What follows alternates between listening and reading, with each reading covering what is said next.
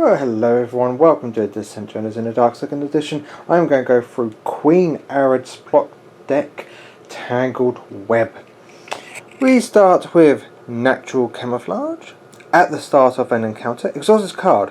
While this card is exhausted, each time a monster with the Wilderness monster trait rolls at least one blank when rolling defense dice, add 1 to the results for each blank rolled. This card does not refresh normal, refresh the card at the end of each encounter, and it takes 1 to activate. So, okay, that's not really all that bad. Yeah, you practically always get 1 shield, but only on wilderness creatures. Feral Instincts is 1 to buy. Use at the start after setup of an encounter, choose one of your monster groups. During this encounter, that group gains the wilderness monster trait. Place a threat from the supply on the monster group as a reminder. It takes 1 to use. So therefore you can now use that card, the Natural Camouflage, as well as other cards in this deck, the abilities. So, okay. We have Web of Deception, 2 to buy. Exhaust this card when a hero gains a condition card. Replace that card with a different condition card of your choice, and it's 1 to activate. Absolutely amazing. The amount of times where I just poison a warrior just because I can't use any other surges, so I'll do it just in case. Replacing the poison with perhaps immobile instead really would be much more beneficial. Very good card.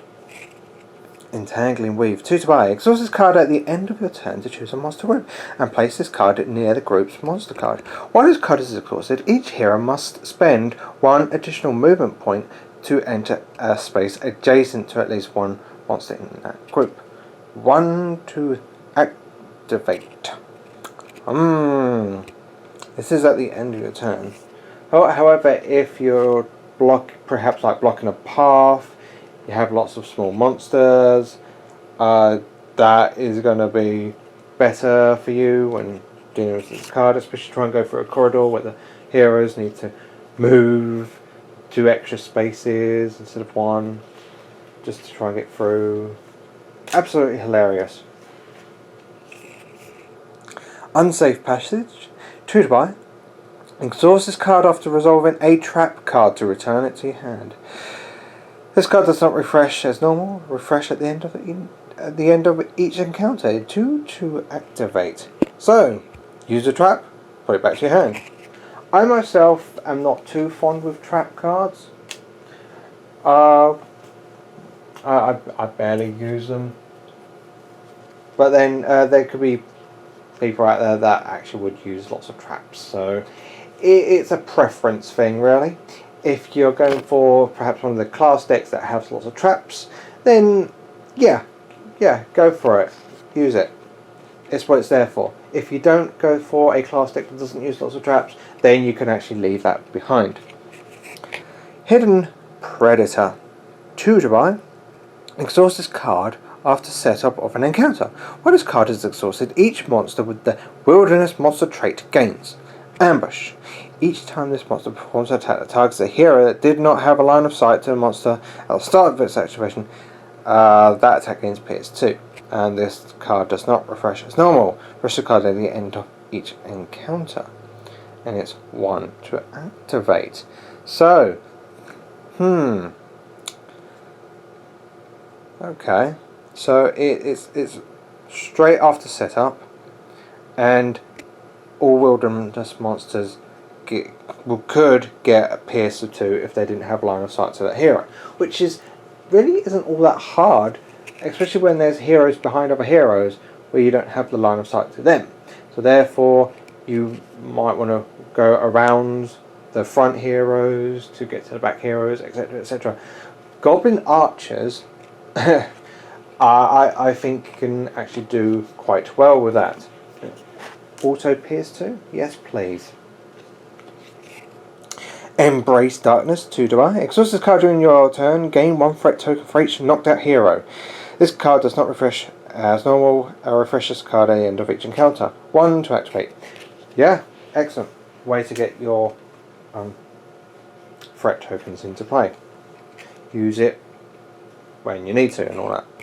Right, Solitary Prey, free to buy. Exhaust this card when a monster performs an attack that targets a hero that is not adjacent to any other hero before dice are rolled. This attack gains +2 damage. Additionally, if the monster has Wilderness monster trait, this attack gains PS1. It's 1 to activate. +2 damage, just like that, with a potential PS1 if it's a Wilderness, and it's only for 1. Count me in, as long as that hero is not adjacent to another hero.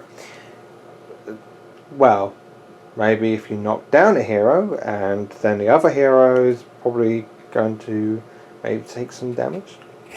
Right, next one, Savage Exploration. It's 4 to buy. Exhaust this card when you resolve a trap card to be played on a hero during his turn. Choose one monster with the Wilderness monster trait. That monster may immediately perform an attack targeting that hero. After the attack is resolved, the active player resumes its turn. 2 to activate. Okay, so this could be a difficult card to use. It's about when you're using trap cards, you need to use them like almost there and then. And if there's no Wilderness monsters about, then this card could be just completely wasted. However, if you've got lots of trap cards in your hands that you know when to use them, and there are going to be Wilderness monsters about, perhaps ranged ones, they could actually attack. Because attacking in the hero's turn is actually quite fun than attacking in your turn. But then again, it's all about timing. If you have the trap cards, then that's great. If you don't, then maybe just skip it, perhaps. Right, we'll come to the last one, which is Summon Queen Ariad. Free to buy. Exhaust a card after setup of encounter and choose an open group. Replace that group with Queen Ariad Agent. If the Queen Ariad Agent is defeated, return the card to the plot deck. You cannot use this card in the Labyrinth of Ruin campaign. 2 to activate, which actually makes perfect sense. The Act 1 version of Queen Ariad has pincer attack, surge PS3, surge 2 damage, very slow movement, free, quite a bit of health, good defense, blue and yellow melee. Pincer attack. Perform an attack that targets up to 2 heroes adjacent to Queen Ariad. One attack roll is made, but each hero rolls defense dice separately. Each target that suffers at least 1 damage from the attack after the defense roll is immobilized. Haha. And of course the pierce is, well, is free, which is very high. So there's a high potential of immobilizing anyway. Act 2 version of Queen Ariad has Trapped Springer with pierce of 3 and +2 damage again. So still movement, free, high health, good defense, red, yellow, blue. And Trap Springer is, each time you play a trap overlord card, Queen Ariad may immediately move 1 space, because you've got a movement of 3.